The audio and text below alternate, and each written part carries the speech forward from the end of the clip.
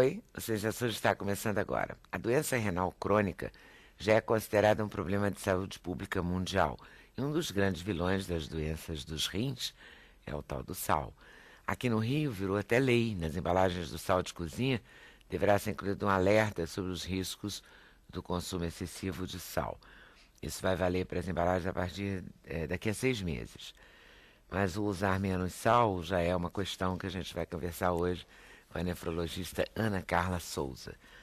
Vamos tentar manter os rins saudáveis, né? Até porque eles são os primeiros, quando eles param é porque o bicho pegou, né?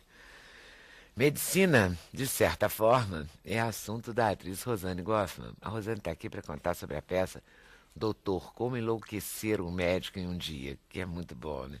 O espetáculo conta a história de uma médica que está no último dia do plantão, depois de 30 anos de trabalho, e tem uma despedida daquelas.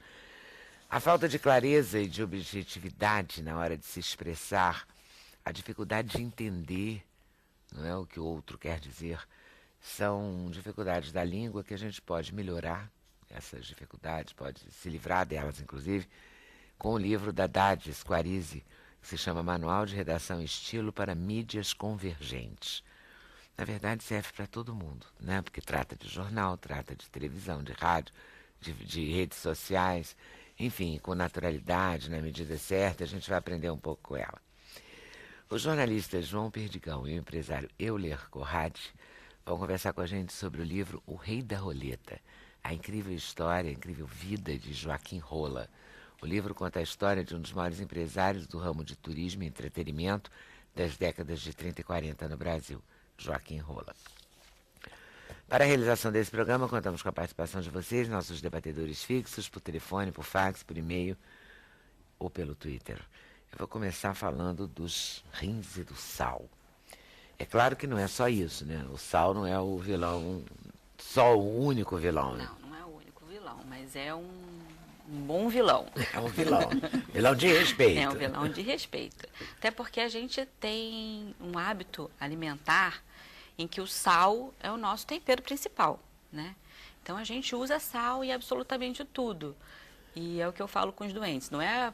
Eu como quase sem sal na minha casa. Aí come sem sal, mas aí come, enche a cara de amendoim, batatinha, presunto, salame. Tudo isso tem sal embutido, né? Nossa, então, se você olhar os rótulos, você fica chocado. Você fica assustadíssimo. Uma vez eu fui fazer... Molho de tomate é um negócio assim, assustador. De bebê? Não, uma sopinha que você... Quem tá de dieta, que toma numa xícara, aquela sei, coisa. Qual é? Eu uma vez fui fazer aquilo, quando eu fui olhar, eu acho que era 9 gramas de sal num saquinho daquele. É uma coisa, assim, absurda. Então, a gente tem o hábito de consumir muito sal, às vezes até sem saber que está consumindo. Refrigerante tem muito sal. Refrigerante dietético tem mais sal ainda, né? Então, o sal é um grande vilão para o rim, né? Porque ele impede Porque o rim é para filtrar, né? E para eliminar as impurezas, né? As toxinas. As impurezas, toxinas. Tudo que a gente produz e que não serve mais é eliminado pelos rins, né? Pela urina.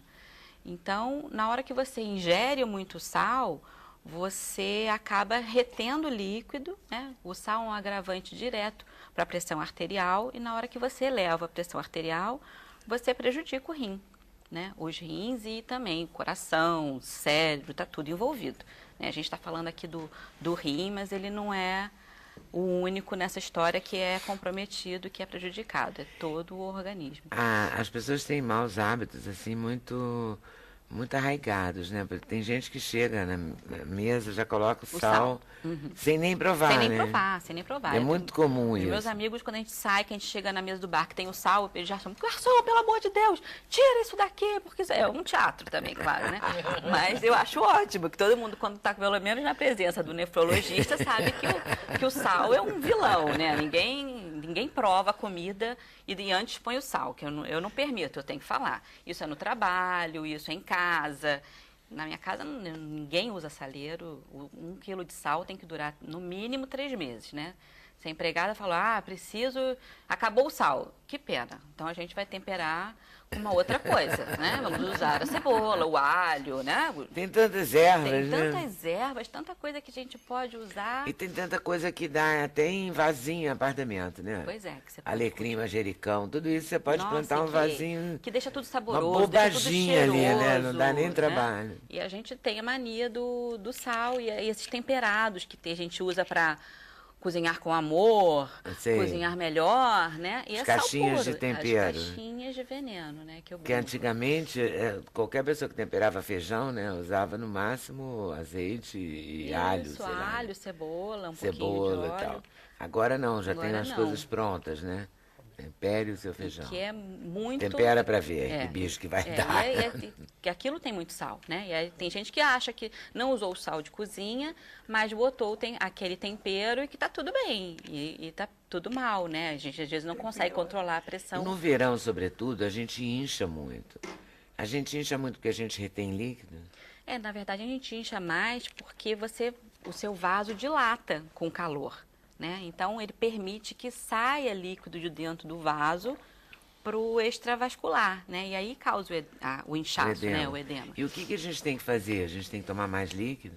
No verão? No caso do inchaço, no caso do inchaço, dependendo da causa, né? Se for só um inchaço postural ou pelo próprio calor, a gente sabe que aquilo você vai dormir e que vai melhorar, né? Não é patológico. Ou bota a perna para cima um pouquinho e passa. Isso não é doença, né? Mas em quem tem a doença, e aí quando você fala em edema, em inchaço, a gente pensa em coração, em rim e em fígado, né? E claro que em vaso também, em doença vascular. E aí a gente tem que tratar o problema básico, né? Você tem que tratar o que está causando aquilo. E não é maquiar o edema, né? Tirar o inchaço sem resolver o problema que está gerando aquilo. Qual é o máximo de sal que a gente pode consumir por dia? Em torno de 4 gramas já é um... É o quê? Uma colher de café? 1 grama é uma colherzinha de café rasa ou uma tampinha de caneta. Aquilo a gente... Quando vai ensinar para um paciente que não tem como comprar o saquinho, ou é uma tampinha de caneta cheia, ou uma colherzinha de café, aquela colher pequenininha, rasinha. Aquilo é 1 grama de sal. Então pode usar 4 por dia? Mas aí Ideal tá, seria isso. 4 por dia em tudo. Em tudo. Não é assim na comida, porque o pão que você vai comer de manhã já tem sal. Tem sal. Tudo tem sal. Tudo tem Os sal. embutidos têm muito sal. Nossa, muito sal. Os refrigerantes cola. Tem um proibido até já nos Estados Unidos, porque a quantidade de sódio é assustadora. É assustador. Então, está tendo toda uma discussão em torno disso, né? Então, às vezes, na França já se diminuiu um pouquinho da quantidade de sal que se coloca no pãozinho, né? E com isso, eles já estão vendo melhoria no controle pressórico, né? E aqui a gente tem essa briga, né? Isso é desde a criança pequenininha, que já come aquelas caixinhas, né? Já come caixinha desde pequenininho e vão vida fora, né? Fácil pra caramba. Você abre o congelador, tira uma comida, põe no forno, tá pronta. Mas o que tem ali, né? Quanto mais congelado, menos natural, tem mais sal. Mais sal, que é o conservante. É o conservante. É o que usa para conservar. Essas carnes, tipo carne de sol, de bacalhau e tal, quando você dessalga, você resolve a questão do sal ou ele fica ali entranhado? Não, você resolve. Na hora que você põe para dessalgar, e aí realmente é 1 dia, 1 dia e meio de molho, trocando água, você tira o sal. Você permite o paciente já é melhor até comprar sem sal, né? No caso de bacalhau, por exemplo. Já tem sem sal, compra sem sal. Com certeza. Já facilita. Né? E você acha que essas... porque a gente tem muitas ervas, a gente tem muita coisa. Não é? Tem tudo em temperos você pode usar, com certeza. E a gente sempre orienta isso. Isso pode fortalecer a comida, né? Dar um gosto mais legal. Um gosto sem ter o prejuízo do sal. É reaprender, né? A gente tem que reaprender a comer.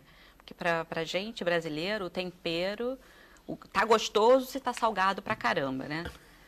E não é bem assim, né? Quer dizer, não pode ser assim. A gente tem que criando as crianças e educando para reduzir o sal E se diário. educando também. Né? E se educando todo dia.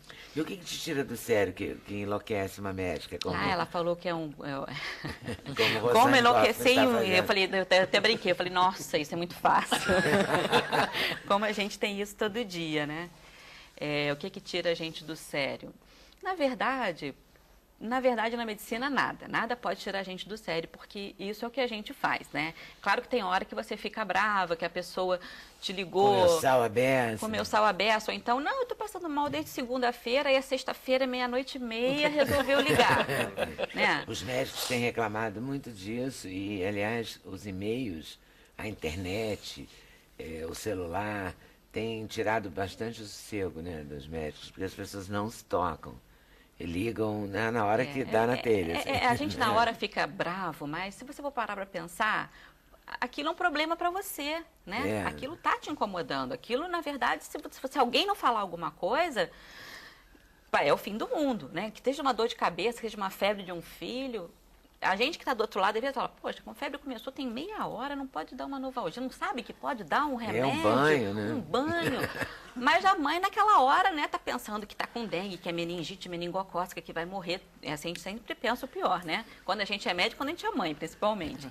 Então a gente às vezes fica bravo, mas se você for parar para pensar, todo problema é um problema, né? Na sua casa, a sua bica pingando, não é um problema? É um problema. Você não vai ligar para o mecânico, para o Tem bombeiro, sempre um evento, que seja. né? Casa tem sempre... É que nem o corpo humano, tem sempre Agora um imagina evento. a gente com xixi pingando. Não é um problema? É um problema. Falando em xixi, é verdade que o xixi clarinho, bem clarinho, quase branco, quase transparente, é o ideal em termos de hidratação? É o ideal em termos de hidratação, sim. Você pode olhar para o seu xixi e ver se você está hidratando ou não, você mesmo. É isso? Xixi laranjão é sinal que tem pouca água, né? O xixi bem clarinho é sinal que você está bem hidratada. Desde que tome água, né? Porque xixi muito clarinho também pode significar que o rim não está conseguindo filtrar e eliminar as impurezas, né? Ah, não sabia. O papel principal do rim é concentrar, né? Ele passa por ele litros e litros de sangue nas 24 horas. E ele põe para fora 1 litro, 1,5 litro de água, quer dizer, de líquido, né? O resto todo ele reabsorve. Então, o papel dele é concentrar a urina, né? Ele coloca pouca água fora com um monte de impureza que a gente produz. Quando ele começa a colocar muita água para fora, sem impureza nenhuma, ele está doente. Aquela história de, não, meu rim funciona muito bem, eu acordo 5 vezes à noite para urinar. Que pena, o seu rim não está muito bom, provavelmente, porque o ideal é que a gente vá dormir, né? E acorde 8 a 10 horas depois e o xixi tá laranjão. Falei, beleza, meu rim tá maravilhoso, concentrou Esse tudão que é o ideal, de... é não fazer pipi à noite. Esse é o ideal, que ele tá exercendo todo o papel dele de filtrar e concentrar. Aí a partir do laranjão da manhã, ele tem que voltar pro clarinho. Pro clarinho. Aí você tem que beber líquido de forma que o seu xixi fique perto do transparente. Aí é o ótimo, vamos dizer assim. E isso não muda com a idade? Não. Não? Não. É sempre você tem que cuidar para isso. Para isso. O primeiro xixi da manhã tá laranjão e os outros clarinhos. E à medida que você vá perdendo líquido, que ele também se torne laranjão, né? Ou seja, tá um dia ensolarado, você tá na rua, você não bebe água. Na hora que você vai fazer o xixi, não vai esperar que o seu xixi esteja transparente, porque não deve estar, né? Ele tem que estar concentrado, porque o rim parou de deixar sair água, porque você está perdendo água por outros lugares, pela pele, né? Suando pra caramba. Mas o mais interessante, o mais grave é quando você está fazendo muito pipi, ele está muito clarinho, você não está tomando água. Aí acende um sinal de alerta. Acende um sinal de alerta. Ou então quando ele diminui o volume, né? Que às vezes é um dos últimos sinais de falência renal, é quando a pessoa para de urinar mesmo, porque ele vai tentando segurar a barra até o fim, né? Ele vai tentando manter você dentro do ótimo até um final muito tardio. Por isso que a gente às vezes só descobre a doença quando a gente já não tem muito pouca coisa para oferecer. E como é que se descobre uma doença renal? Olhando para o xixi? Não, não. Olhando para o xixi também, o exame de urina é um critério e dosar no sangue a famosa ureia e creatinina, né? Que a creatinina é um marcador de doença renal, né? Ele é como se fosse um lixo final do que você come, né? Das carnes, das proteínas, e aí o finalzinho disso, o que vai ser jogado fora é a creatinina. E quando ela está aumentada no sangue, você pode ter certeza de que o seu rim não está funcionando bem. O problema é que ela demora, às vezes, um pouquinho a aumentar. Então, ou então o aumento é muito pequenininho, porque o normal dela, digamos, só para entender, eu sei que falar de número é chato, é entre 0,8 e 1,2. Daí você, digamos que tenha 1,2, daqui a 2 anos você tenha 1,4. Né? E aí, isso às vezes passa desapercebido pelos olhos dos colegas. E já é uma alteração. Aí, quando ela chega em 3, 4, que aí manda para o nefrologista, já tem um grau de disfunção muito grande. Às vezes está sobrando 20% da função dos rins e a gente tem muito pouco para ajudar a combater esse avanço, né? Essa progressão da doença. O que tira o médico do sério na sua peça? Há várias coisas. Ela Vocês recebe... enlouquecem como a pessoa? Porque assim, ela recebe desde o pedreiro, que vai buscar o cheque da segunda parte do material da obra, passando pelos representantes, que o tempo todo estão dentro do consultório, né? Até chegar à sogra, fora os pacientes, né? O hipocondríaco, o velhinho que vai visitar. Então, são várias pessoas que passam pelo consultório. E ela, na verdade, eu acho que ela perde mais, ela tira lá do sério é a sogra, que chega lá só para perturbar. De modo geral, coitada da sogra. Para né? diminuir o valor do que ela faz. E você está na peça com seus filhos? Meu filho Yuri faz a peça comigo. Ele escreveu, dirigiu e faz. Na verdade, a peça, eu diria que a peça é ele. Sim, eu estou muito a serviço do Yuri, porque eu sou a médica, mas ele faz os 6 personagens que entram no consultório. Nossa. De uma maneira muito bacana, assim. Ele estudou muito para fazer, os personagens são bem diferentes, e ele é maravilhoso, assim, independente. Eu sei que você também é uma mãe assim, né? Claro, eu entendo perfeitamente a corujice, pode ficar à vontade comigo. Mas ele realmente arrebenta. Comigo não precisa ter problemas com corujice. Não, o Yuri é muito bom mesmo, as pessoas têm gostado muito do trabalho dele. A peça é muito divertida, né? É bem divertida. Eu posso falar do meu patrocinador? Pode. Porque, assim, a gente fez esse espetáculo, foi uma encomenda da Germed Pharma, que pediu que... Porque a gente tinha feito, o Yuri tinha escrito algumas coisas para eles, e eles pediram para escrever uma peça sobre um dia na vida de um médico. E começamos a fazer sempre fechado para médicos no Brasil inteiro. E nossos amigos que iam assistir diziam, vocês têm que fazer isso aberto, isso não é só para médico. Vocês têm que fazer aberto, é muito divertido. E começamos a fazer, e foi maravilhoso, porque deu maior pé. E os meus outros 2 filhos, que eu tenho 3, o do meio é o nosso produtor executivo, toma conta de tudo, e ator também, mas ele no momento está de produtor. E o Daniel, que é o caçula, fez assistência de direção do Yuri e também faz a produção junto com o do meio. E como é isso, hein, para uma mãe, trabalhar com os 3, assim? É bom demais, é bom demais, porque é uma coisa que deu certo. Olha, eu e Yuri, às vezes a gente discute, bate boca. Quando a gente entra em cena, tá tudo resolvido. A cena resolve a gente, sabe? Eu tenho muito prazer de assistir ele, a mesma coisa. Então, tá em cena com o Yuri é glória, assim. Mas deve ser muito legal, né, pra você ver. Muito. Até ver a evolução dele, né? Ele Muito. fazer 5 ou 6 personagens. Ele faz 6. 6 personagens diferentes. E bem né? diferentes. Bem e é diferente, bacana, é porque bacana eu venho isso. vendo o Yuri crescendo como ator, claro. crescendo, e agora ele está num momento tão bacana, sabe? E a peça é tão gostosa de fazer. Eu estou muito feliz, muito feliz. Eu acho que o público sabe, o público gosta, assim, a gente sente um retorno bacana. E você incentivou, você quando viu ele já tinha No começo eu meio que dei o Yuri, né? Vai estudar, menino? Eu falava, não. Eu dizia, não, Yuri, não vai ser ator não, meu filho. Porque é muito sufoco mesmo, né? O começo da profissão. Mas ele queria muito ser ator. Queria muito. E ele foi à luta e ele estudou muito por conta dele mesmo. Estudou pra caramba, correu muito atrás, fez muito curso, leu muito. E ele escreve muito bem. Acho que o Yuri vai longe, assim. Aí você fica toda feliz lá fazendo o texto dele. Eu fico boba. É muito legal, boba. né? É É muito bom, muito Estamos bom. em cartaz onde mesmo? No Clara Nunes, no Shopping da Gávea, de quinta a domingo. Quinta a sábado, 9 horas e domingo, 8 horas. Você é a doutora Consuelo? Doutora Consuelo. Sou doutora O Consuelo. hipocondríaco é esse tipo que a doutora Ana Carla deve conhecer, né? O hipocondríaco, ele sempre vai, ele vai muitas vezes lá, ele está indo a 8ª vez no mês lá. É o shopping dele, né? O Ele consultório. adora, é o passeio dele. Então ele Acho que é de convênio, né? Porque não é particular. 8 vezes, É de não convênio, é. é de convênio. Aí ele pede, ele quer atestado médico, ele diz, põe aí que eu tô com uma coisinha leve, não sei o quê. Ele sempre quer um atestado médico. Mas Ele uma acha que vai morrer receitinha por de isso, que vai ter um derrame por aquilo. Ele é sempre muito cheio de doença. E, na verdade, a peça ela é muito baseada também, tem várias coisas da nossa história familiar, entendeu? O Yuri pegou muitas coisas da família, do meu irmão, da minha cachorra que morreu de diabetes, porque tem, Olha, a gente tem fala... a cachorra, gente. a gente fala dela, da cachorrinha.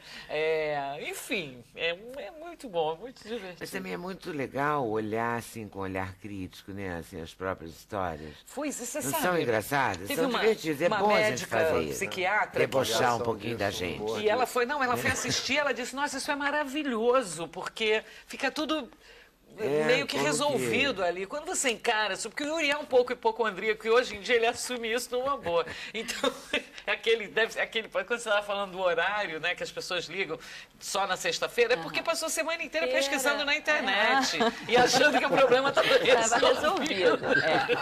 Então, pô, não resolveu, então vou ligar, mas aí já é A internet tem sexta. dado muito trabalho a gente. Tem um médico amigo meu que disse que é impressionante, que as pessoas pegam um exame de sangue, olham os valores de referência, aí descobre um fora do lugar, aí às 11h30 da noite, meia-noite, começa a ligar pra Você acha saber. que não pode ser Desesperado, isso? é. Aí quer dar diagnóstico E é sempre com uma você, coisa né? dramática. O diagnóstico É nunca é uma... sempre aquelas síndromes que tem um caso descrito no universo inteiro, ele acha que ele tem É. aquilo, né? Aí você tem que explicar, não, mas olha só, tem um conjunto, né? Não é um exame isolado. Não, mas doutor, é muito complicado. Eu vi, porque não, a senhora não acha melhor dar esse outro remédio? Né? Porque esse outro remédio, além dele ser mais barato, a minha vizinha tomava, ai, a vizinha, a Não, tia...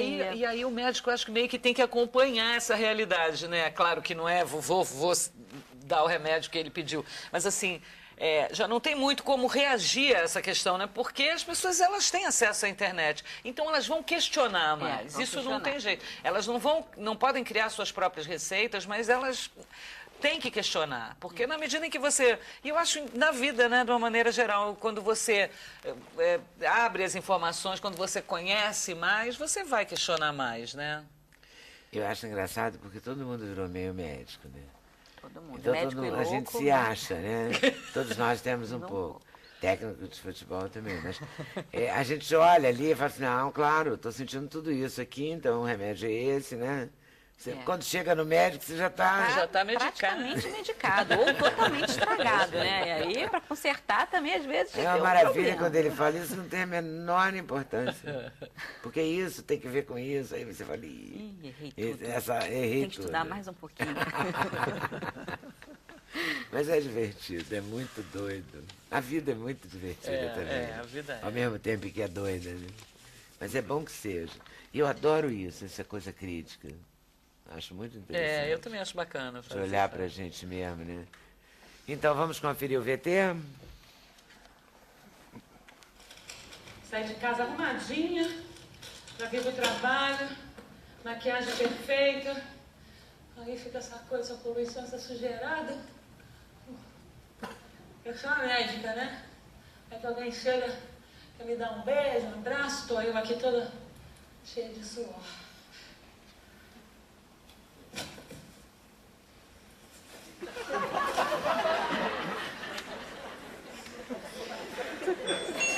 Chamando doutora Consuelo. Chamando doutora Consuelo. Chamando doutora Consuelo. Alô? Ô, meu filho! Como é que tá em Londres? E a faculdade de engenharia? É verdade sim, querida. Mamãe vai se aposentar. Ah, meu amor, são 30 anos de emergência, chega, né? Não, meu amor, eu vou ficar bem, fica tranquilo. Não tem problema. Seu padrasto tá cada vez pior do déficit de atenção. Tá tomando Ritalina. Eu sei que tem coisa mais moderna, meu amor, mas ele não consegue nem mexer em caixa eletrônico, ele esquece a senha. Vou te falar, outro dia, ele estava em São Paulo, ligou para mim do celular, né? Aí falou, pera um pouquinho, que eu tô vendo aqui um guardinha. Meu amor, ele não estava de carro, ele estava a pé. Cadê o Yuri? Temos que achar o Yuri no VT, senão a mãe aqui não vai sossegar. Eu vou pro intervalo enquanto vocês procuram o Yuri e volto já. Sem censura, programa da TV Brasil. Então, manual de estilo e redação. Aliás, manual de redação e estilo. Para mídias convergentes. Vou precisar, Dade, de alguma explicação. Na verdade, é para todas as mídias, é isso? Mídias convergentes, o que é isso? A internet funciona como uma grande mãe. Aquelas bonecas russas, uma dentro da outra, a internet é a grande mãe. E dentro da internet você tem jornal, rádio, TV, blogs, Twitter, tem tudo dentro da internet. Então, tudo converge para a internet. E hoje o profissional, seja da imprensa, seja o profissional qualquer, tem blog, faz um comentário na internet, tem Twitter, participa de rede social. Então, todos nós estamos Todo envolvidos. mundo tem Orkut, Facebook, Todos. não sei o quê. Então, todo mundo tem a sua própria imprensa, né? Exatamente. Essa que é a verdade. Exatamente. E tem que escrever bem para essa imprensa. Ah, por favor. Porque, na verdade, a escrita, o nosso texto é o nosso cartão de visitas. Então, se a gente escreve mal, se apresenta mal, né? Pega mal para a gente. E você não acha que as pessoas também têm uma dificuldade, não só de escrever, mas também, às vezes, de entender o que leu? Nas redes sociais, sobretudo, eu acho que tem uma dificuldade enorme. Na verdade, Não acha, não, Eulia? Quando a gente escreve uma coisa, você vê a resposta da pessoa, você vê que ela não entendeu o que você disse. Ela lê com muita pressa. A internet tem essa característica, a pessoa lê rapidamente, ela não se fixa e não lê duas vezes, e não lê o texto inteiro, raramente lê o texto inteiro. Não segue a pontuação também. Não Às vezes a segue a interpretação pontuação. muda totalmente. Às vezes você simplesmente fez um comentário, uma conversa normal, igual nós estamos aqui, mas quem está lendo, se a gente pegar, por exemplo, a nossa conversa e colocar ela para a internet, colocar para a pessoa ler, de repente, pelo que ela está vivendo ali no momento, a rapidez que ela lê, ela vai achar que pode ser uma briga. Nossa, você viu como é que ele falou agressivamente?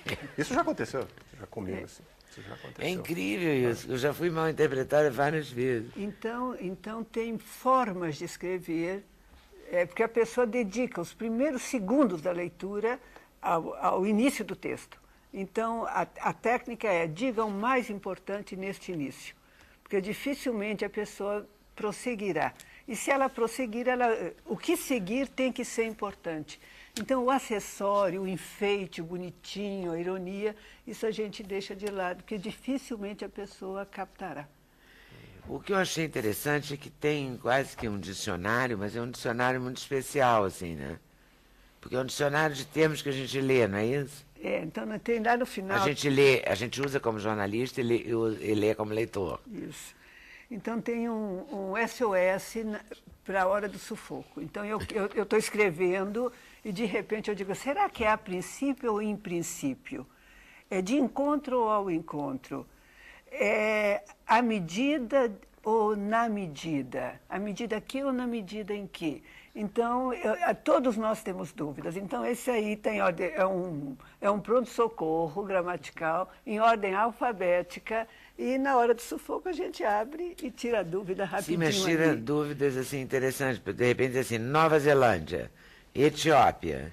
Sim, então tem de países, eu quero saber, por exemplo, onde é que fica a Nova Zelândia? Aí eu entro aí, Nova Zelândia. Tem, então, as informações básicas da Nova Zelândia. É muito interessante. Onde fica a capital. capital. Tem as coisas que a gente lê nos jornais e ouve na TV, crime doloso, crime culposo. Isso, tem um vocabulário.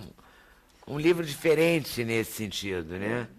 digamos que ele é muito contemporâneo, né, para o nosso dia a dia. Assim. E a urgência que a gente tem, tudo é muito rápido, né? Nós lemos muito rápido, escrevemos muito rápido. E é um livro para o futuro, né? E temos que escrever. Eu digo porque a comunicação, mesmo através da internet, é o futuro. A gente estava até conversando sobre a questão dos jornais. Já é o presente, já é o presente. Presente para o futuro. Isso não volta, não vai ter retrocesso. Não. Então vai. A gente, com o celular, lê o jornal, assiste a novela, vê participa do Twitter. Empresas consultam o que você escreve ali na rede social e, dependendo de como for, você nem é chamado. Exatamente. Então, você dança antes de... Antes de ser chamado. Tem que ter muito cuidado. Antes de ser chamado para dançar. E é com a língua. E tudo isso, né, a internet trabalha com a língua. Então, eu tenho que ter um domínio da língua cada vez maior para me adaptar à sofisticação, porque a internet é muito sofisticada. Escrever para o Twitter é uma sofisticação. Porque dar um recado em 140 caracteres é um progresso muito grande que a pessoa fez. Então, dificilmente alguém começa escrevendo 140 caracteres. Eu já escrevi 5.000 caracteres. Aí eu consigo chegar aos 140 caracteres. Agora, começar no 140 é uma pobreza, né? Aí tem uma limitação muito grande. Então, pessoas que escrevem bem 5.000 caracteres, 3.000 caracteres, elas escreverão muito bem no Twitter. Elas sabem chegar à síntese porque sabem o que é importante, o que é menos importante. Então, o Twitter é a essência da essência. E eu tenho que saber me comunicar com ele. Objetivo. As dúvidas do dia a dia, estou vendo aqui, mão de obra, plural, mãos de obra. Plural pega muito. Aliás, o plural pega de modo geral, não é? Pega. Quando você vê na TV as pessoas falando, já viu a quantidade de erros em relação ao plural?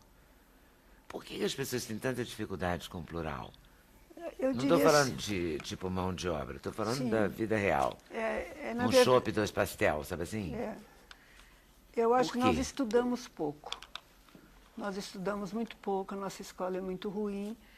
E o plural, eu tenho que aprender plural ali na 3ª série, 4ª série primária, isso é a flexão, né? A morfologia eu tenho que aprender nessa fase da minha história. Mas a gente termina o ensino fundamental, termina o médio, entra na faculdade, vai se preparar para concurso e tem dificuldade no plural. É o que nossas avós diziam, primário mal feito. E o primário mal feito continua cada vez mais mal feito. Agora, uma coisa que eu acho que a internet está assim, mostrando muito claramente é como as pessoas são capazes de dar ordens, né? É tudo meio imperativo, né? Veja meu blog, leia meu livro. O meu, pelo menos, tem muita ordem, assim, que eu não cumpro, mas é muita ordem, sabe? Veja o vídeo, leia isso, faça isso, apoie a campanha, é sempre uma ordem. Um pouco por causa da economia, né? Que é economizar, né? Que é economizar palavras. Tem pouco espaço, a pessoa tem pouco tempo, o leitor não dedica muito tempo. Então, o imperativo dispensa o sujeito. Né? Eu não preciso do sujeito dizer, leia você o meu blog, leia meu blog. Então, eu já economizo palavras com o imperativo. E eu acho que o que eu quero? Que eu quero que a pessoa vá ao meu blog. Então, tem outros jeitos de dizer. Né? Dá uma olhadinha no meu blog, dá uma espiadinha, quer saber mais? Um jeito mais delicado. Um jeito mais delicado. Então, a gente tem muitos jeitos de dizer. E eu acho que o manual tem muito isso, de dizer, de ensinar os jeitos de dizer. Tem aquela história do sultão, o sultão que dormiu e sonhou. Sonhou que tinha perdido todos os dentes. Aí ele chamou o sábio para que interpretasse o sonho que o estava incomodando muito. E veio o primeiro sábio do sultanato. E quando ele disse que dormiu e sonhou e tinha perdido todos os dentes, o que isso significa? O sábio olhou para ele com muita pena e com voz chorosa disse, sultão, que triste destino seu. O sonho está lhe dizendo que o senhor vai viver muito, mas na mais absoluta solidão, porque seus descendentes e ascendentes morrerão todos antes do senhor. O sultão ficou indignado e mandou dar 80 chibatadas no sábio. E chamou o segundo sábio. O segundo sábio foi diante dele e disse, olha, eu dormi e sonhei. Sonhei que perdi todos os meus dentes. O que isso significa? O sábio olhou para ele com um rosto iluminado, um sorriso aberto, os olhos brilhantes e disse: puxa, sultão, que privilégio seu. O sonho está lhe dizendo que o senhor vai viver tanto que vai ver seus ascendentes e seus descendentes transformarem esse sultanato num grande império, graças à sua descendência. O sultão mandou dar 80 moedas de ouro para ele. No corredor, os dois sábios se encontraram e o que apanhou perguntou: ué, nós dissemos a mesma coisa, por que que você foi punido e eu... por que você foi premiado e eu punido? Ele disse: ah, é o jeitinho de dizer. Então, a rádio, internet, jornal, televisão tem o seu jeitinho de dizer. E dentro desse jeitinho particular de cada mídia, há jeitos de dizer mais adequados ou menos adequados. Você se incomoda com o imperativo, então há outros jeitos de dizer. Quando eu for falar com você, eu não vou usar o imperativo, eu vou usar... Na verdade, eu vou dizer a mesma coisa. Leia o meu blog. O que me chama a atenção é a quantidade de imperativo. Eu acho que as pessoas estão usando mais imperativo do que usavam antes. Que também é um sinal dos tempos. Né? Todo mundo se coloca de uma maneira muito rápida, muito incisiva, senão o outro a fila anda. Né? Nesse clima assim, de competição, talvez. Né? E a internet deu muito poder às pessoas.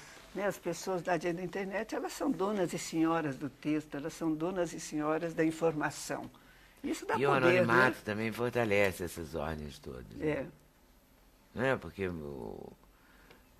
acho que incentiva muito. Né? Você não tem que ir, porque quando você vai falar uma coisa no seu próprio nome, você escolhe mais um jeitinho de falar. Né? De dar a notícia, é mais carinhoso. Isso. O anonimato também permite que você solte os bichos. Assim, nesse sentido que eu tô... Se esconda, né? Você pode dizer o que quiser, assinar. Eu posso escrever um texto e assinar o seu nome. E cansa de acontecer. E cansa de acontecer. Então, ninguém mais... A internet tem esse perigo, né? Na verdade, eu entro, consulto, vejo um texto, eu tenho que ter atenção plena. Será que é a Leda mesmo quem escreveu esse texto? Será que foi o Veríssimo? Será que foi o Jabor? Esses dois têm reclamado muito. Esses dois são os mais atingidos, né? O Veríssimo e o Jabor. Então, inventam muito. Né? Não você pode acreditar. E eu acho que é isso que vai salvar os nossos... A TV Brasil, os diários associados, G1, é a credibilidade. Porque quem entra no G1, quem entra no site dos associados, quem entra no site da TV Brasil, sabe que ali foi apurado. Aquela notícia que está ali é apurada. Pode acreditar no que está escrito. O que nem sempre a gente pode acreditar no que navega na rede, né? É verdade. Muito bom. A Geração Editorial já lançou, já está nas livrarias todas? Está em todas as livrarias. Eu achei interessante porque é bem voltado mesmo para o cotidiano. Mísseis, você abre uma página assim, do nada, abri aqui. Ao mesmo tempo que tem Mônaco, tem Mongólia, tem mísseis balísticos. Não é? Porque hoje também, com essas notícias de guerra, tem muita, a gente precisa da informação sobre guerra. Que a gente não domina, absolutamente, até porque a gente não teve guerra nenhuma, né? Não viveu essa questão e tomara que não vivamos essa questão. Muito bom, Dade. Com capas, olha só, com várias capas de jornal, com jornal popular. Era isso que eu queria até perguntar para a Dade. Como é que fica o jornal impresso? Acaba? Eu acho que, assim, nesses primeiros anos, nesses próximos 10 anos, não creio que acabe, não. Talvez não acabe depois. Ele vai conviver com a internet, ele vai ser lido na internet, vai ser lido no iPad. Hoje todo mundo lê jornal no iPad. Eu vejo no metrô, está todo mundo lendo jornal no iPad, né? Nas piscinas, nos clubes, está todo mundo lendo no iPad. Então vai haver uma convivência. Então, eu tenho um neto de 8 anos que ainda lê jornal, no papel, porque recebe jornal em casa e gosta. Agora, imagino que os filhos dele nem vão saber o que é jornal em papel, né? Vai ser algo de museu. Então, o jornal vai existir. Nós, jornalistas, vamos continuar a ter emprego. Porém, nós vamos, o suporte, sem dúvida nenhuma, será o digital. Mas o jornal também vai ter que mudar, você não acha? Vai ter que mudar. No jeito de ser dele. Porque hoje de manhã, quando você pega o jornal na sua porta, assim, ele está velho. Está velho. É verdade. Né? Ele está velho. Se você for uma pessoa de gostar da internet, gostar da notícia, né? Ele está velho. Então ele vai ter que dar outra interpretação, ele vai ter que aprofundar os temas. Isso, porque a internet não aprofunda, né? Não. Essa coisa do Twitter dos 140 caracteres veio para ficar, né? Arrebenta isso, né? É impressionante. ágil, né? É de uma agilidade, é uma Você vê coisa que isso está no fantástica. jornal. O jornal também está. Não é porque quando apareceu a televisão, falou, o rádio vai acabar. Não acabou. Apareceu. Não Sempre é assim, né? Parece o cinema, a televisão vai acabar, o teatro. Exatamente. Não vai acabar. Não né? é assim, tudo vai convivendo. Tudo vai e conviver, tudo vai ter que se repensar. É. Né? E se E o jeito de readequar. ler é diferente também. Na internet, a gente não lê um texto inteiro, né? Está cheio de links, está cheio de Cheio de- hipertextos. Aí, raramente, a pessoa lê um texto inteiro. Ela clica e passa para outro texto. Você passa faz uma pra coisa foto. meio manchete, né? Uma escalada do Jornal Nacional. Você vai... Pá, você lê ali as manchetes e está informado. A gente lê em T, assim, lê É. o título. Se interessa, lê em F, lê o primeiro parágrafo. Se interessar, lê... Aí o jornal vai fazer em vai aprofundar isso. Pô, e todos os prazeres, eu tenho o maior prazer em ler jornal. Eu realmente gosto. Eu gosto também. Adoro ler jornal, Eu adoro. gosto. Em casa, a briga Mas é eu eterna. sinto que a nova geração que eu Não convivo, é tão bom sentar, na minha pegar o produção jornal. mesmo, eu vejo, já não gostam, já. Você não consegue Migraram fazer pra a mesma internet. linearidade que você faz no Isso. jornal na internet, porque o link não te puxa para o Isso. assunto igual. Você não vai para o segundo caderno. Exatamente. Eu gosto desse né, de passeio. não é outra história, né? Eu também acho maravilhoso. Cada coisa tem seu tempo, não Sentar é? e viver... essa segunda página eu nunca leio, mas você para e sempre lê alguma coisinha. Vai pra Ver uma foto, chama atenção. é muito bom. Eu adoro ainda jornal... No papel. No papel, Mas gosto muito também, uso muito na internet, mas gosto de no fim de semana sentar. Acho que dá um pouquinho aquela ilusão de que você tem tempo, né? Na internet parece que é rápido mesmo. E eu moro em hotel e aos domingos na piscina todo mundo senta. Então, há muito pouco tempo as pessoas levavam montanhas de jornais, as revistas semanais e lá ficavam a manhã inteira, um pedaço da tarde lendo. Hoje todo mundo com iPad.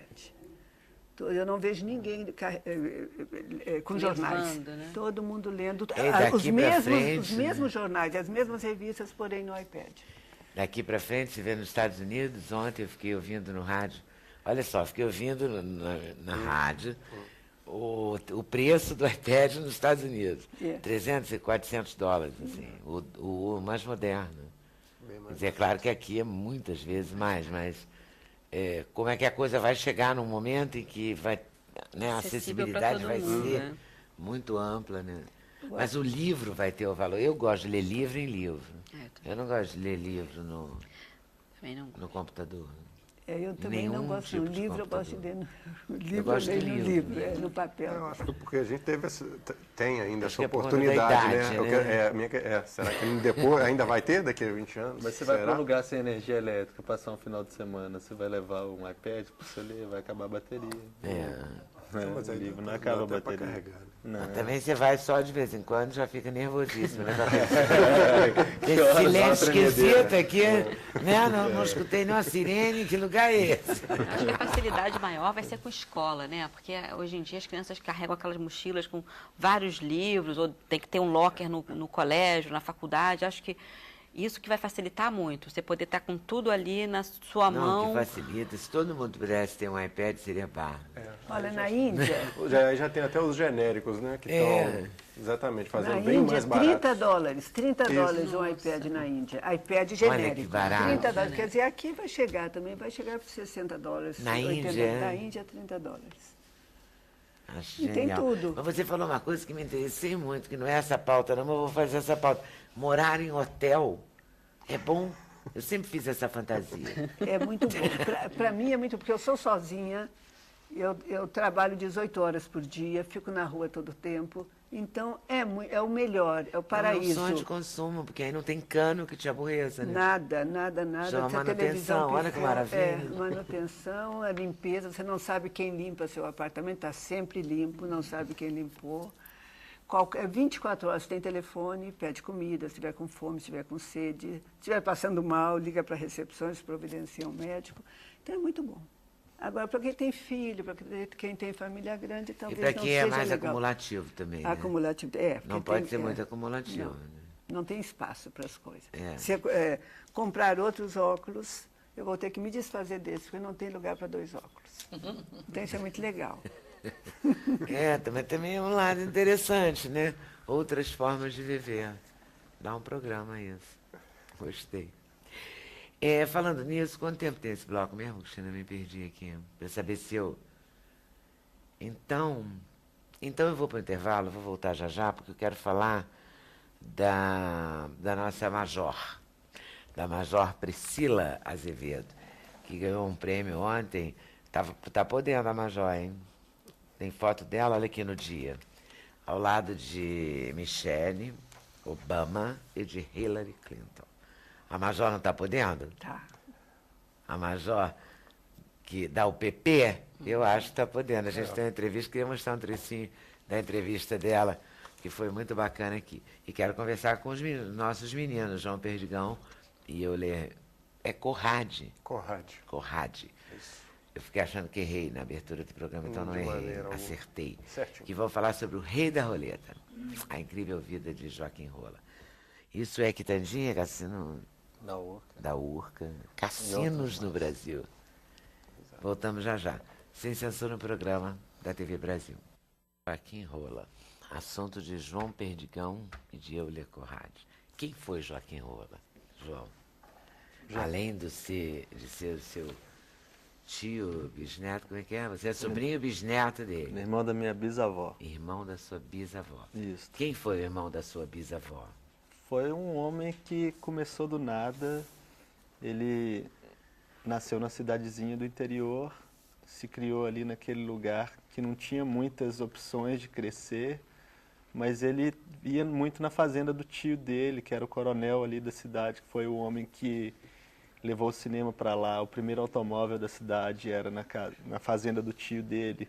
Aí ele convivia num ambiente ao mesmo tempo provinciano, mas ele via a modernidade chegando, o primeiro telefone e tudo. Aí o Que rádio viagem, foi depois, né? Aí ele criança vendo aquilo E ali. onde é essa cidade? É São Domingos do Prata, é a mesma cidade que eu morei. Ele nasceu em Dom Silvério, que é lá do lado, Isso é Minas? Minas Gerais. Em que região de Minas? Perto de Itabira, João Molevade, é centro-leste de Minas, perto, ali é Vale do Aço ali. E aí ele viu essa efervescência de coisa acontecendo. Ele, quando criança, ele enterrava moeda, o pai dele não gostava que ele ganhasse dinheiro, o menino ele enterrava moeda, deixava a moeda enferrujar, falava para os amigos, a moeda enferrujada que eu achei, mas isso ele já ganhava de outra coisa e tinha falava. uma personalidade de self-made mesmo, né? E lá tinha uma colônia de alemães que chegou na cidade, eles não encontraram por ser de uma região urbana da Alemanha, chegaram lá na zona rural de Minas Gerais, no arraialzinho, não tinha muito o que fazer. Aí eles queriam beber, como não tinha cerveja, e alemão não gosta de cachaça, aí a bebida que tinha lá chamava gasosa, que é uma bebida que faz com casca de abacaxi. Aí ele viu que os alemães gostaram daquilo, começou a vender para os alemães, aí o tio dele viu e falou, menino, começou a investir no menino. Aí ele virou vaqueiro, tropeiro, que naquela época não existia caminhão, não existia muito carro ainda, né? Era só um carro na cidade. Nem estrada, aí, né? Nem estrada direito. Aí o coronel falou, menino, eu tô vendo que você é tropeiro, eu vou te dar uma tropa de burro. Deu uma tropa de burro, começou a investir. Aí depois o coronel teve uma oportunidade, através do Arthur Bernardes, o ex-presidente, na época já ex-presidente, de construir uma estrada rodoviária ligando São Domingos do Prata a Dom Silvério, que é o lugar que ele nasceu, Mas aí ele não passou para um filho dele para ajudar. Ele falou com o sobrinho, falou, ó, você que vai me ajudar. Aí o sobrinho ajudou e foi assim que ele foi crescendo. Aí ele foi para Belo Horizonte e acabou chegando aqui. No Rio. É, E chegando no cassino.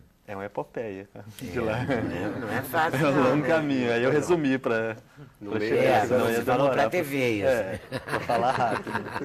Né? E ele, como é que ele chega no cassino, assim? O cassino era legal nessa época? Na Ou não? verdade é o seguinte, porque o Washington Luiz, no final do governo dele, ele proibiu o jogo no Brasil. E no início da década de 30, no Brasil, várias instâncias hidrominerais que existiam, como Poços de Caldas, por exemplo, em Minas Gerais, Caxambu, em São assim, Paulo, né? já existiam essas instâncias. Lá o jogo corria ilegalmente e havia até propaganda na mídia desses Tinha cassinos, uns mesmo hotéis com jogo. bacanas nesses lugares? Tinha, exatamente mas porque o tinha jogo era proibido, entre aspas. Ah, é?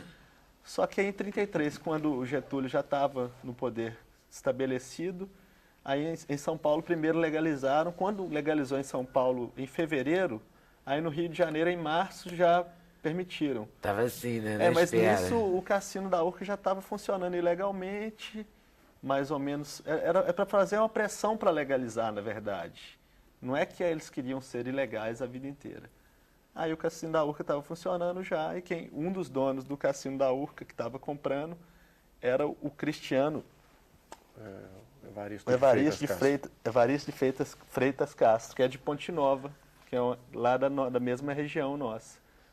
Aí o Joaquim passeou lá com ele um dia, e um dia eles estavam jogando baralho, e o Evaristo foi e perdeu muito dinheiro para o Joaquim na mesa. Aí ele falou, não tem dinheiro para te pagar, vou te dar 10% do cassino da Urca. Ele falou, então tá. Aí nesses 10% ele começou a gostar do lugar, conheceu e tudo, e foi comprando, que ele também tinha dinheiro de outros investimentos.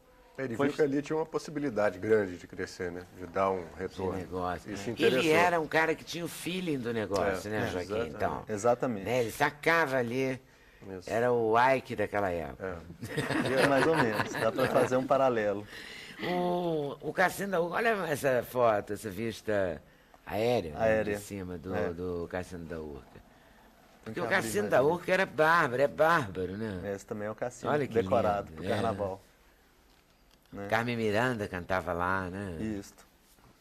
Eu não vi Miranda. o Cassino da Urca, mas eu sei histórias que dá uma vontade enorme de ter assistido, de ter frequentado. Totalmente. Muita Os gente. shows, todo Todo o né? ambiente, né? Todo o ambiente eu glamour acho bem depois. fascinante. E Quitandinha tem a ver com ele também, não? Tem a ver. Tem a ver. Quitandinha, no caso, foi o resultado do que ele ganhou com a Urca. Ele investiu em Quitandinha, em Petrópolis. Petrópolis já tinha essa aura de ser a cidade de veraneio do presidente. Durante um mês, ela tinha essa coisa de o poder conviver numa cidade que não fosse a capital federal. Então, o Joaquim, na verdade, ele queria construir um grande hotel na Praia Vermelha. Mas a família Guinle e os militares se sentiram incomodados com aquilo. Não, aqui você não vai construir. Ele falou, então onde que eu vou construir? Aí ele comprou uma fazendinha em Petrópolis, que era um pântano, drenou o pântano, urbanizou o lugar. É meio parecido até com o que aconteceu em Las Vegas, porque não foi só o cassino em si, foi um grande bairro que ele urbanizou completamente. Ele calçou e colocou rede de esgoto num loteamento enorme, fez uma caixa d'água que até hoje a cidade inteira de Petrópolis utiliza. É uma coisa... Se for pensar, a energia elétrica que o cassino do Quitandinha consumia dava para abastecer uma cidade de 60 mil pessoas. Então, assim, é uma coisa... É muito grande. Bom, você entrou nisso por conta do parentesco. E o Euler? Eu entrei exatamente pelo Quitandinha, pela curiosidade do Quitandinha, que minha família passou, isso quando eu tinha uns 13, 14 anos, a gente passou as férias lá em Petrópolis. E o Quitandinha é um ponto turístico. E quando eu vi aquele negócio gigantesco lá de construção, pela beleza, pelo tamanho, eu realmente fiquei curioso naquela época sobre quem tinha feito aquilo. E, como se diz, não esqueci mais. E todo ano, na época não existia internet, então eu consegui alguma informação ou outra. Porque o Joaquim, por ser de Belo Horizonte, e ele montou uma loja lá em Belo Horizonte, que era a Mundo das Meias, e essa loja hoje tem o nome de Rola, me falaram, ó, o Joaquim, os parentes trabalham nessa loja. Eu cheguei lá, que acabou sendo do irmão dele, o João. E quando eu fui na Casa Rola, ele tinha falecido, tinha uns 2, 3 anos. Mas eu consegui conversar com o filho dele. E depois, com a internet, ficou muito mais fácil procurar informações. Então, eu sempre estava ali digitando Joaquim Rola, Quitandinha. E depois descobri que ele tinha construído o que até hoje é o maior edifício de Belo Horizonte. O Joaquim, eu falei, pô, mas esse cara não sossega. Era o dono do Banco Mercantil do Brasil, era concessionário do Cassino da Pampulha, do de Araxá. Aí eu falei, pô, tenho curiosidade de saber quem é. Era Um dia eu Araxá digitei. que tinha cassino. Araxá era o grande cassino do interior, fora o Quitandinha era o maior cassino do Brasil. Tirando o Quitandinha era o Aí um dia eu Araxá digitei era o maior. Joaquim Rola e apareceu a foto. Foi a primeira vez que eu vi uma foto do Joaquim. E quem tinha colocado essa foto na internet foi o João. Aí eu, na hora, tive que escrever, né? Ah, então a internet juntou aí, ó, vocês. tá aí um Foi um resultado. facilitador em vários aspectos. Em vários aspectos. E até pra pesquisa. Olha aqui, Joaquim Rola, a mulher chamava Diva, né? Chama, ela é viva. Chama, ela é viva? Viva, mora aqui no Rio. Olha Mandar um que abraço pra ela. barato. Manda um abraço pra ela. Diva Bonita ela, né? Ela é linda. Olha que chique. Posse de Juscelino Kubitschek. Na posse O de casal, Juscelino olha. como presidente. 31 de Essa foto é janeiro muito de bonita. 56. Foto é muito Muito bonita, dona Diva, danada, né? Olha outra linda aqui, Marta Rocha, minha querida. Marta e o Chateau. Marta e Chateau, olha isso. Inclusive, até agradecer a família, que eles foram muito legais. Para recuperar a história, lembrar, porque a grande diferença da biografia para um livro de ficção é porque na biografia você está remexendo ali com sentimentos. Na ficção, não. Às vezes você entra para dentro ali de um escritório, depois de 2 meses você sai lá de dentro com um livro. Na biografia, talvez as pessoas não queiram relembrar aquilo. Talvez seja doloroso e tal, mas a família foi muito legal. Todos ajudaram bastante e foram parte fundamental para o resultado do livro. Olha que tandinha. Também é linda. Isso né? Mas tem uma fora parte de também série. que ajudou muito na pesquisa, que possibilitou esse livro de ficar pronto, que a gente estava falando agora, essa questão da internet. Porque se essa pesquisa fosse feita 20 anos atrás, ela teria sido muito mais rica em questão de entrevistas, né? A gente teria conseguido conversar com muito mais gente que viveu no Cassino da Urca, por exemplo, que hoje já não tem muita gente viva que frequentou ou se apresentou no Cassino da Urca, por exemplo. É verdade. Mas o que facilitou a questão da internet foi a questão da bibliografia, que a gente, no início da pesquisa, a gente tinha 3 ou 4 livros, a gente imaginava assim, não, a gente tem esse tanto de entrevista, a gente vai ter que achar um monte de jornal ainda, vai ser difícil, mas livro não deve aparecer muito, não. Aí, de repente, quando o Google Books começou a fazer o cadastro dos livros, a gente começou a achar um volume muito grande de informação e a gente ia comprando pela internet os livros, que lá só aparecia um trechinho. E, assim, é uma ferramenta muito preciosa nesse sentido de encontrar.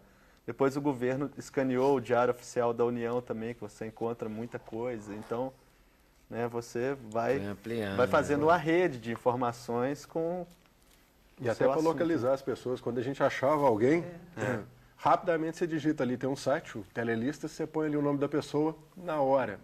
telefone do Brasil. Foi inteiro. muito rápido, Olha a internet fez a que diferença. linda essa foto de Carmen. Ela era uma grande atração, né, do cassino.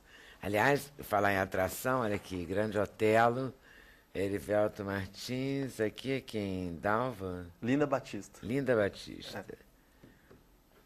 Nossa. E Ari A Barroso Dercy no piano. E aí Barroso no piano, não é? Olha o cassino na Pampulha, conjunto arquitetônico da Pampulha. Exato. Muito legal. E eu adorei a edição do livro, com essa coisa do baralho. Na hora que eu falei, perdi, mas achei. E ele Aqui. também, as fotos, elas não estão como biografia normalmente, que tem um miolinho.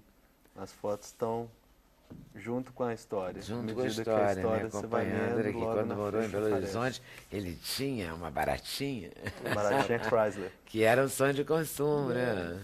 Era um grande carro. Nossa, muito legal, cara. Muito Ele teve bom. jornal em Belo Horizonte, construiu trechos da Vitória Minas. Esse é o pai do Máriozinho. Ah, Esse é é? o Mário Rola, esse aí do meio. Olha, discursando ao lado de Bias Fortes. Mário Rola, grande jornalista e grande amigo meu. E seu primo. É, o Mário Rola pai. Esse é o pai do Mário. Isso. Olha aí. Muito bom. E aí vocês fazem o que na vida real? Assim, quando eu estou pesquisando o Joaquim Rola. Você é jornalista? Eu sou jornalista, eu edito um zine colaborativo anual que chama A Zica. Eu trabalho na noite também e dejoteco às vezes nas noites da cidade. E tenho outros trabalhos de produção editorial também com meus amigos em Belo Horizonte. E você, Euler? Eu estava trabalhando com reciclagem, mas eu estou num momento de transição. Está reciclando o Meus conhecimento. conceitos, minhas ideias, exato. Ótimo. O speaker é muito legal. Mexer com essa coisa da época é muito interessante. Mas né? De uma fazer- época que a gente não conhece. Fazer esse livro foi uma coisa muito intensa, porque a gente se entregou muito nesses 6 anos de pesquisa. A pesquisa começou no carnaval, logo depois do carnaval de 2006, e agora logo depois do carnaval de 2012 está chegando às livrarias. Então, exatamente 6 anos depois. Muito bom. Foi um processo muito, muito longo, assim. A gente, muitas vezes, nós mesmos não acreditávamos que a gente fosse conseguir fazer. Não é muito fácil, não. Teve alguns momentos de dúvidas. Mas E o Rui Castro conseguiram foi tá uma pessoa aqui. que ajudou muito nesse momento, Rui é- porque coincidentemente, quando a gente estava nessa dúvida Nesse do limbo. valor da história, da pesquisa, a gente conseguiu conversar com o Rui Castro e falou, vai que vale a pena, a história é boa, e colocou a gente até em contato com a editora também. Agradecer a ambos, tanto a editora quanto Rui o Rui Castro. Castro. Casa da Palavra, Rui Castro. Editora Casa da Palavra. E o patrocinador E também. aqui a está o Duffy. povo que proibiu o jogo no Brasil. né? A história... Entre aspas. Por O que entre presidente. aspas? O presidente foi o que proibiu, a canetada foi dele. Mas Passa quem pela que- história que foi a Dona Santinha, mas não é bem assim. Dona Santinha. A Carmela Dutra. Todo mundo fala que ela era muito católica e que foi ela que fez a cabeça do presidente, mas o momento político ali também tem a ver com isso, porque o Dutra era do PSD e, logicamente, o Getúlio que tinha apoiado o Dutra, mas ele tinha ministros da UDN, inclusive o ministro da Justiça, que era o Carlos Luz, que estava ali falando para ele, vamos moralizar o país, né? Vamos proibir o jogo. Então, acho que tem um pouco a ver com essa questão também, né? A conta ficou para Dona Santinha pagar. Dom Jaime também, que era o Ó. bispo do Rio, né? Dom Jaime de Barros Câmara? que- Sim, exatamente. Você vê, né? Então tá. O livro está nas melhores casas do ramo. Sim. Eu vou para o intervalo e volto com a nossa Major Priscila, que a gente vai mostrar um trechinho da entrevista dela. Pode ser? Então fui. Sem censura no programa da TV Brasil. Então falei aqui no outro bloco que a gente vai homenagear a Major Priscila exibindo um trecho da entrevista dela. A Major Priscila foi a primeira comandante da UPP do Rio de Janeiro, Morro Dona Marta, Santa Marta. Ela foi homenageada ontem pela Michelle Obama e Hillary Clinton. Recebeu a medalha de uma mulher coragem, porque o Dia Internacional da Mulher é internacional, como diz o título, né?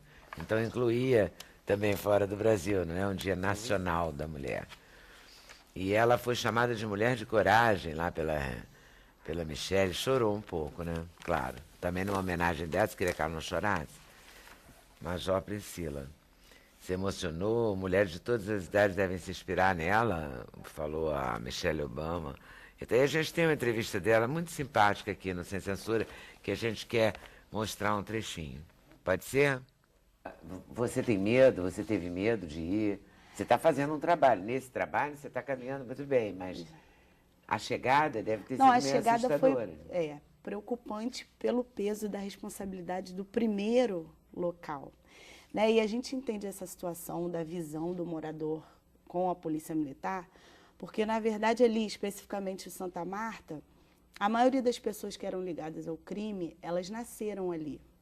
Então, tem o apoio por ser parente do morador, né? Eles não olham o traficante como o traficante fulano, olham o meu sobrinho que está envolvido com alguma coisa errada, mas é uma pessoa boa, é prestativo, eu vi crescer. Então, a gente entende até esse olhar diferenciado para a instituição. E hoje a gente tem a oportunidade de mostrar que nós somos o poder público, nós temos que trabalhar contra aquilo ali, mas que não é nada pessoal ou policial, né? Cada um na sua competência. E trabalhar também vendo chegar bem, né?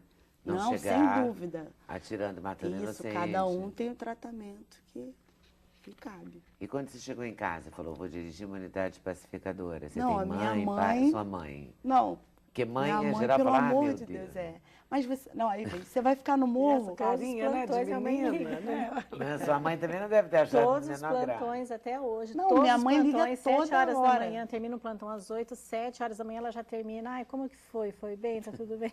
Todos os Pra plantões. ela termina uma hora antes de agonia. Não, é toda hora. Agora ela não vai ligar, porque ela sabe onde eu tô, mas toda hora. E se ligar, eu não atender 2 vezes, Pronto. aí Pânico. começa. Aí liga pro motorista, aí liga pro outro telefone.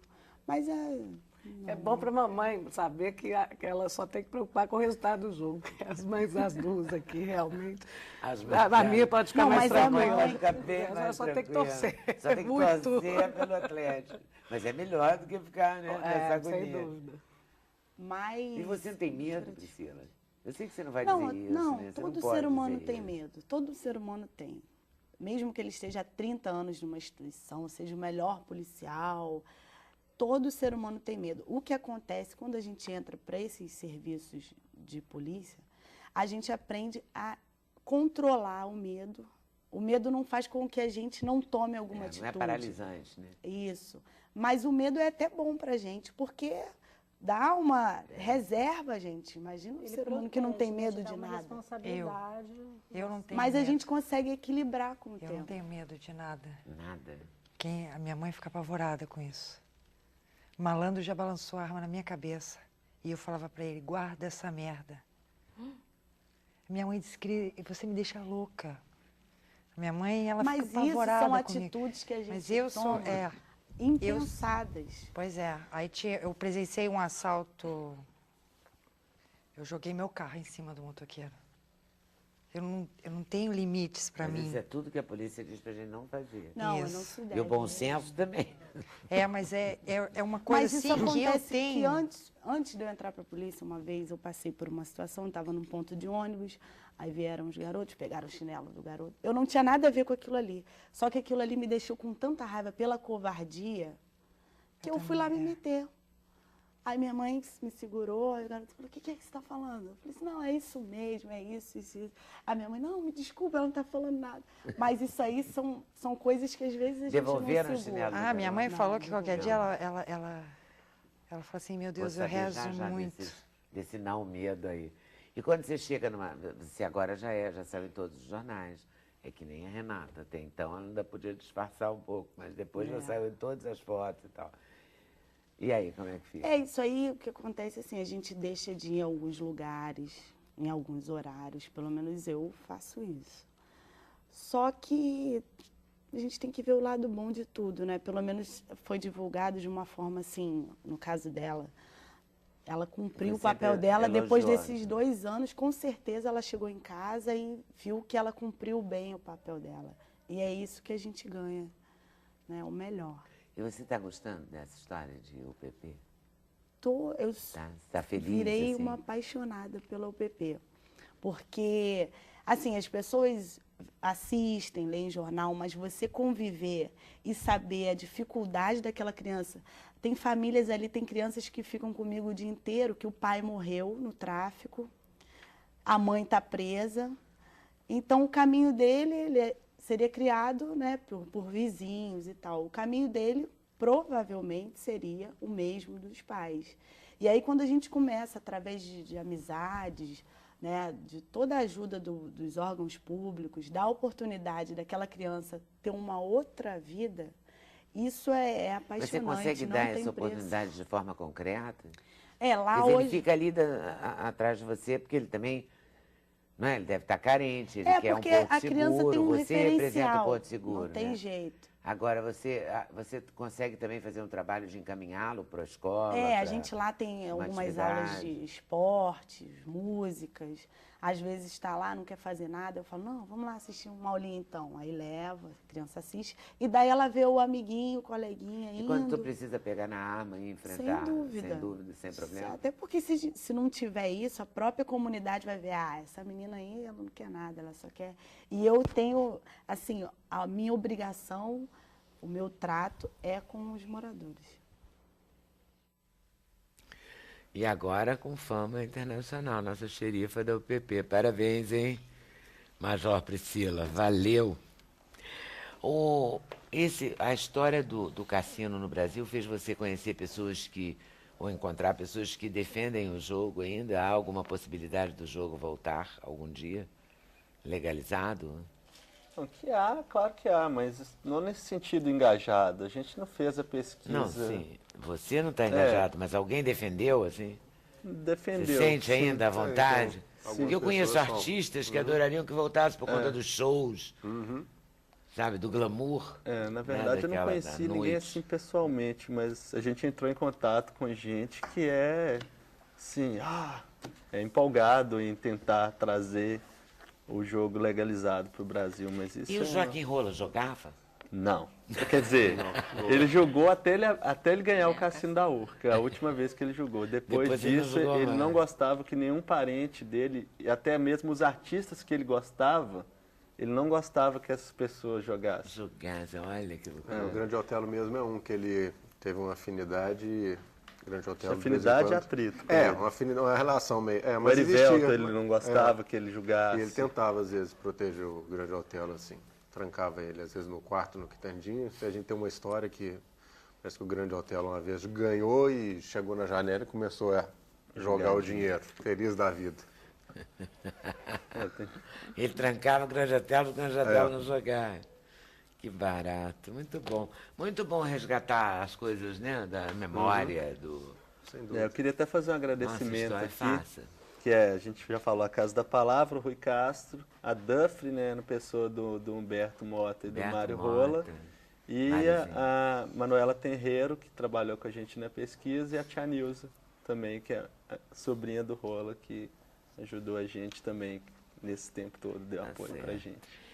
Nós estamos em cartaz no Shopping Da Gávea, no Teatro Clara Nunes, de quinta a sábado, 9 horas, domingo, 8 horas. A gente pode ver o trechinho do Yuri? Pra alegria da dona... Pra alegria de Rosane Goffman.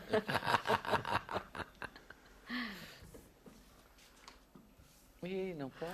Bom, enquanto ela vai colocando na máquina, me avisa quando estiver pronto, Cristina.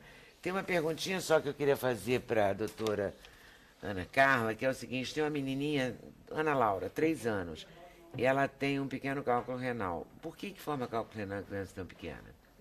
É a pergunta da tia dela. Tem que investigar, porque não é a faixa etária comum de acontecer. Então, se tem cálculo renal, tem que fazer investigação. Tem que investigar por quê e o que está causando a presença do cálculo, da pedra. Não é uma coisa normal. No tem caso que ser investigado. do adulto, é o quê? O que causa o cálculo renal? Bem, o cálculo renal ou é por falta d'água ou é por excesso de alguma substância na urina. E aí, em alguns alimentos, você tem determinadas substâncias que podem provocar a pedra. O cálcio, o ácido úrico, oxalato, são substâncias... É verdade que tomate pode provocar cálculo renal? Não. Não? Mas não tem uma coisa assim que não pode existe, tomate? Mas você tem que comer 1 Isso quilo de tomate por dia. É uma lenda, então. Mas tomar água deve, né? Tomar água deve. Eu queria falar uma coisinha rápida. Diga. A doença renal é de fácil diagnóstico no início, a gente tem como tratar, a gente tem como prevenir. Então é muito simples, é só pedir para o seu médico, sempre, a cada ano, a cada check-up, pedir um exame de urina e um exame chamado creatinina. Creatinina, aí é que é a chave. Controle bem o seu açúcar, controle bem a sua pressão arterial, controle bem o seu peso. E o sal. E reduza muito o sal. E leia o livro da Dade. Para você falar melhor e escrever melhor. Não é? E entender até os noticiários, né? Porque tem as explicações. Se você tiver dúvida, você pode consultar, certo? Então, agradecendo a vocês. Não, antes de agradecer, eu posso mostrar o Yuri? Então, vamos. Então, Genaro, está aqui o cheque. O que você tem, Genaro? Tá com a cara péssima. Sei o que é, doutora? Que negócio do tijolo. Acabou também, tijolo, e acabou semente. Acabou semente. Peraí, Genaro. Você me disse que o dinheiro dava para comprar toda a primeira parte do material. Essa senhora, mas cara das carruagens, em cima não consegui trocar do vento forte que trouxe na palafita. Yuri, estava ali. Então, agradecendo a vocês por terem vindo, a vocês por estarem nos assistindo. Uma boa tarde, uma boa noite. Bom final de semana, hoje é sexta, né? Te cuidem até segunda, se Deus quiser. Valeu.